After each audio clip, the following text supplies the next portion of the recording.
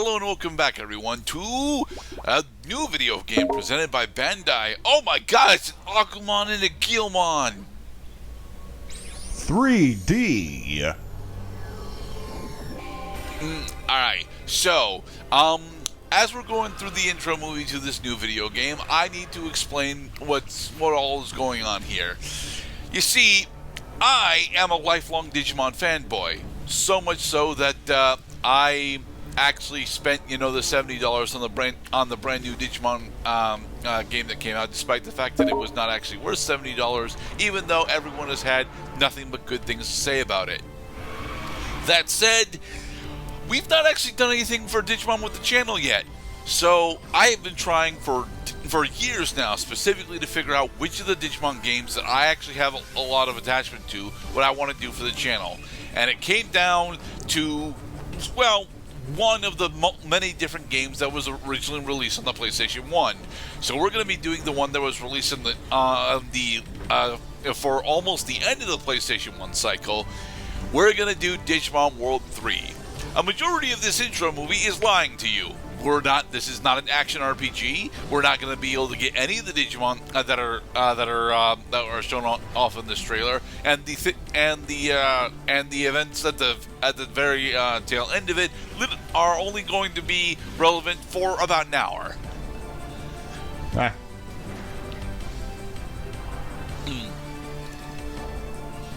This intro movie is still pretty awesome, though. We get to see, Beelzemon and Gallantmon actually fighting each other, and then Destromon shows up. Don't worry, Destromon will get explained. Poorly, but he will get explained.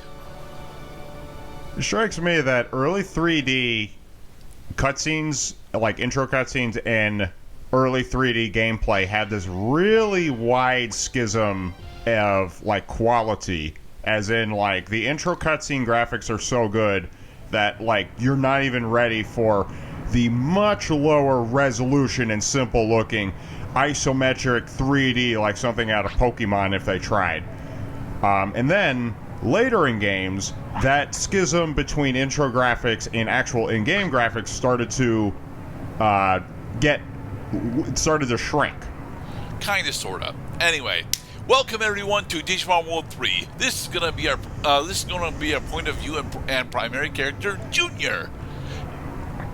He is waiting for Digimon Online to come out. Oh, I thought that this was waiting for the bus simulator. No. Waiting for the bus simulator is gonna be next year. He lied.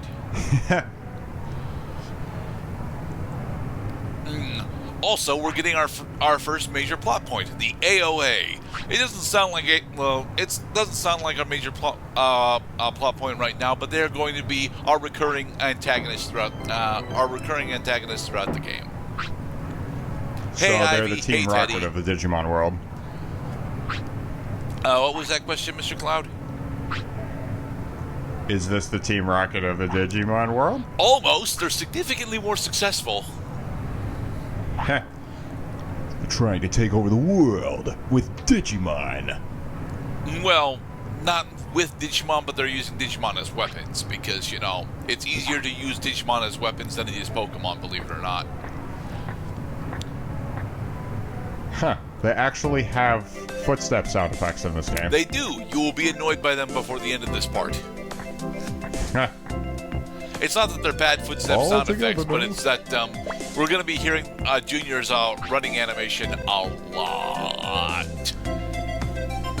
Yeah, so, this is the Matrix. Introducing our friend group. We have Junior, Teddy, and Ivy. Our ideas.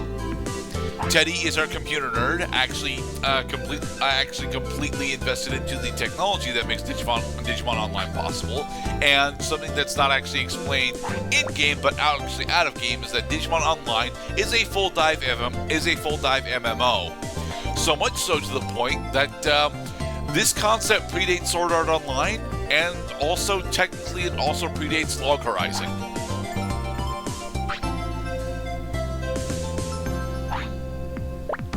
So, what we're doing here is we're attempting to set up our accounts. The other big thing about our friend group introduction is that Ivy is the tsundere.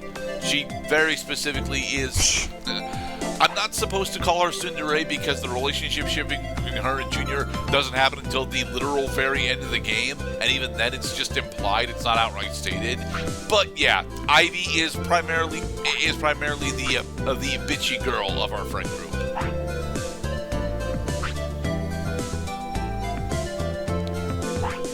Well, I just get hung up on tsundere concept because it's a little too PG for that. I mean, only a little bit too PG. Junior, Ivy, and Teddy are all, you know, either preteens or early teenagers. Oh, like they're older than 10. We get to spend. But we're not sure how much older than 10. We're gonna digi-battle our rivals soon. Yeah, well, not our rivals, because our rivals are all right.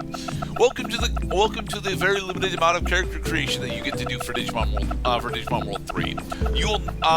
If you were paying attention for the very brief moment at the start, you may have noticed that it actually said Digimon World 2003. This is because we are playing the European release of Digimon World 3, which is a significantly more feature complete version of the game, complete with a post game. We'll be showing off the very little of the post game at the very end of the playthrough, because we're not actually going all the way into the post game, because fuck no. Representing. So, I had Cloud help me actually pick out what mon we were going to be doing. I wanted to pick out one of the three signature mons of the game between Monmon, Kumamon, and Kotamon, and Cloud had me pick out specifically Kumamon. So, that's what we're going to do. This is going to bite me in the ass for the entire playthrough, but not necessarily in the worst way. I just want to say for the record, but Gerdat's idea of having me pick out a Digimon for him is like, pick a number between 1 and 3 inclusive, with no other context or information whatsoever. So I picked a number, and then that's what he picked. Yep. I do that to everybody, though, so... I understand it's a bit annoying. So it's nice to receive equal treatment. I understand that it's a bit annoying of me to do that to literally everyone, but you know, it includes my co-commentator a little bit more, as well as, you know, allows me to have a small social exposure to my gaming experience. One of many ways that a person can arrive at a decision. Eeny, meeny, miny, mo also is a valid method for making a decision based on multiple options. Indeed it is. Anyway, here's another FMV. Whoosh! Oh, sweet. This game does not have all that many of those, and we'll see this one at the very end of the... And we'll see this one again at the very end of the game. Damn, dude. Freaking seizure warning. Only a little bit. It's honestly more akin to motion sickness than it is seizure triggering. So, welcome. It's got to be the frame rate. Yeah. So, like, do you really want to stay in Digimon World now? So, there's a little bit of backstory that we should probably, you know, attempt to address that isn't entirely relevant, but is kind of fan-wanky. Digimon World 3 is in fact technically a direct continuation and a reboot of the classic Digimon World franchise, as in, you know, from Digimon 1 and 2. However, it is both of those things, and it gets very confusing if you decide to delve that deep into the fan-wink stuff. So, I would like to mention specifically that although a file island and directory continent most certainly exist in this iteration of Digimon World, we will not be visiting them. And in fact, this instance of Digimon World has almost been fully colonized by outside humans, and as such, humans are using it as, you know, both an entertainment method and a communication method, more than it's what it is supposed to be. We're not supposed to know that yet, but you know, it's rather important for plot points that happen later on. Oh my god, the main character actually talks. He does. Junior slash Gerdat actually has a lot to react to in the story, and that actually ends up being one of the primary negatives of the game, because we're going to be going through the entirety of Digimon World 3's narrative. And the good thing about that is that I get to, showcase another video game off. The bad thing about it is that there actually isn't all that much narrative here, but we spend a lot of time on it. Anyway, here are our starter Digimon: Gumamon, the bear; Guilmon, the lizard; and Patamon, the flying holy Digimon. Holy. Oh, and because we are technically pulling from the Digimon Tamers anime, Guilmon actually has got a little bit of his speech impediment or speech mannerisms that he had from Tamers. That is the only time any of our partners are going to talk to us. I mean, I think it's preferable to classic Game Boy Pocket Pokemon's idea of giving speech to the Pokemon in the form of like plip plip, pip pip pip, good good. Where in the anime they say no, Pokemon can only say their name. His name is not Pip Pip, it's Jigglypuff. Anyway, welcome to our first battle on Tutorial Island. Gumamon is technically the strongest individual starting Digimon in the game, as in he's got the actual best physical attack growth of any of the starting Digimon. He compensates for that specifically by having absolutely shit MP growth and pretty bad speed growth. This will become important later as I go into the intricate systems that absolutely plague this game. But as you can see here, well, our first fight, despite the fact that it's supposed to be a free win, just for us to explore the menus and stuff, we're already really low on health, despite the fact that we can two-shot this guy. So it revealed a couple things. One, attacks can miss. Two, your opponent can lose.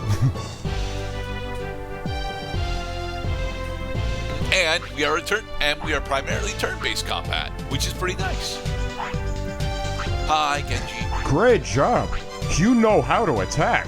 You're gonna need to do that every time. A lot, yes. No, Genji, we literally just spawned in. Thanks, Genji. So I see that Digimon's competitiveness with Pokemon has also lent to the game design. There is a lot of back and forth between the characters, which is great for the narrative, but it's gonna make for a pretty slow experience. Yes, but that isn't actually why the game is all that slow. Again, our narrative isn't actually all that much. All right. What I'm doing here specifically is I'm putting our two additional starting partners. Oh right, annotations, Gerdat. Haha. Hey. Okay, so the reason why I'm putting away the two additional starting partners into what is effectively the digital bank is because I don't. In order to save on expenses specifically in the early game, it is very important that you decide what Digimon do you want to actually focus on raising, and use that one as your solo Digimon. Yes, you have to check that spot 5 or more times in order for the item that is $300 to show up there. I am not kidding. That is in fact a relatively important trigger, specifically so that we can have money, so that we can outfit our Digimon. Because yes, we have equipment that we have to go and buy, and items to buy as well. So, what is our motivation? Our motivation in Digimon Online is, to be perfectly honest, very much akin to the classic Pokemon formula. there are a bunch of elite trainers throughout the world that are set up, by Digimon Online as testing points, and it is our job to go and defeat them so that we can attempt to become the world's best Digimon tamer. So yeah, we're effectively doing Gen 1/Gen 2 stuff from Pokemon, but just with the Digimon Code of Paint. And I know it's a bit difficult to separate Pokemon and Digimon in that regard in this game specifically, because the formula here is very much akin to Generation 1 and 2 of Pokemon, but the narrative ends up interrupting us way more often, and the end of the game is not about becoming the best Digimon trainer, but rather saving the world, akin to Gen 3. Well, I found that in Pokemon that saving the world was only incidental to the plot because you have to defeat the criminal organization in each of the early generation games on the pathway to becoming the Pokemon champion of the world. Yes. Because the criminal organizations typically were halting your progress towards the gyms. And then there's the broader objective of you gotta catch them all. As in, okay, you can become champion of the world, but if you really, really, really want to be the best, then you gotta collect all the Pokemon, or in this case, the Digimon. Digimon, thankfully, has never had that tagline. In the next episode, we'll continue working on Tutorial Island, which is, a catch-all term that I use for all tutorials nowadays. I am horrendously lazy. Be safe, everybody.